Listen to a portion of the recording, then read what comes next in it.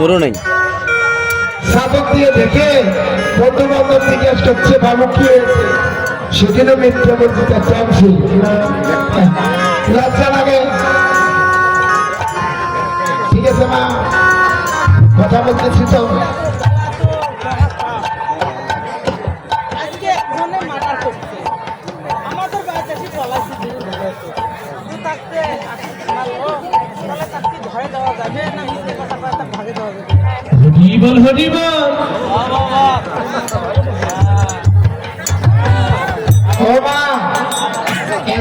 প্রশ্ন করেছে মার্ডার করে আসছে আর বাড়ি ঢুকছে, এখন যদি লোক ধরতে আসে কি বলবে? মিথ্যা বললে তো পাপ। ওখানে পাপ আছে, পুণ্য আছে, মানুষের জীবন বাঁচানোর কোনো ক্ষেত্রে মিথ্যা কথা বলা যাবে।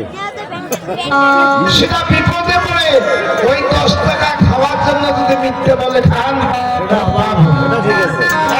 ইসলাম ধর্মে কয় যে জীবন বাঁচাটা ফরজ, মানে ওটাও যাবে। আপনি যেহেতু একটা লোকের জীবন বাঁচাচ্ছেন, ও জায়গায় ভগবান 2জন দেবতা দিচ্ছে, 2 পাশে 2জন দেবতা আছে, এরা সদা পাপ পুণ্য লেখে। এরা কি করবে? তখন এরা বলবে আর কি কোনটা লেখে। আর কিছু বলবেন মা? হ্যাঁ,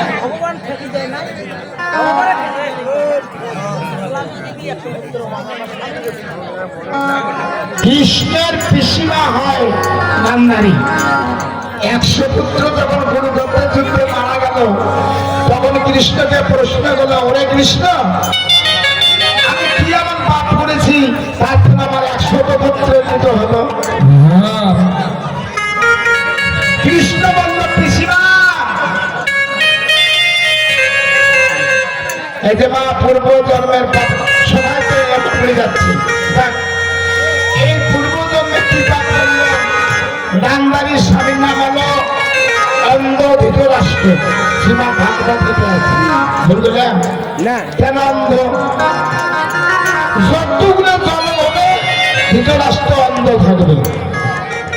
তখন বললো, পিসিমা, এই পাপটা তোমার এই জন্মের নয়, অনেক আগের। অর্থাৎ ওই কপট আর কপিতা দুটো পাখি 100 ডিম প্রসব করেছে। কপিতা তা দিচ্ছে, পাখি তো তার দিকে বাচ্চা ওখান থেকে সৃষ্টি করবে। আর এই ধৃতরাষ্ট্র আর গান্ধারী ছিলেন পূর্ব জন্মের পেট, মানে পাখি বাঁচত।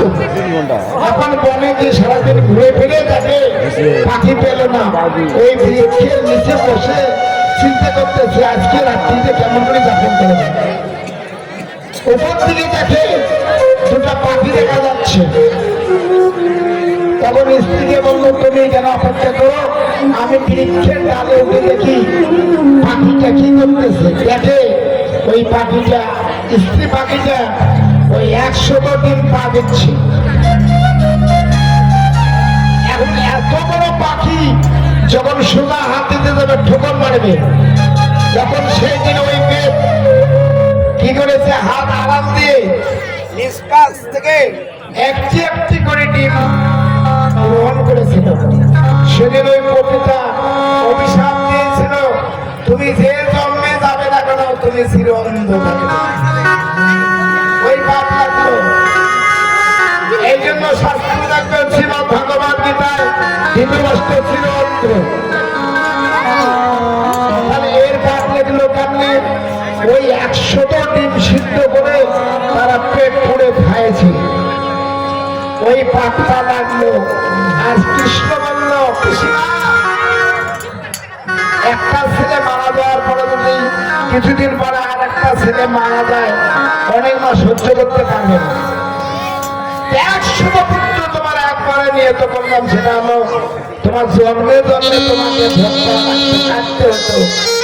ওই স্বামী সেবা কেন গান্ধারী 50 জন্মের কথা বলতে পারে, কোনো পাপ করেনি। কৃষ্ণ বলল, ওই পাপটা তোমার এই কারণে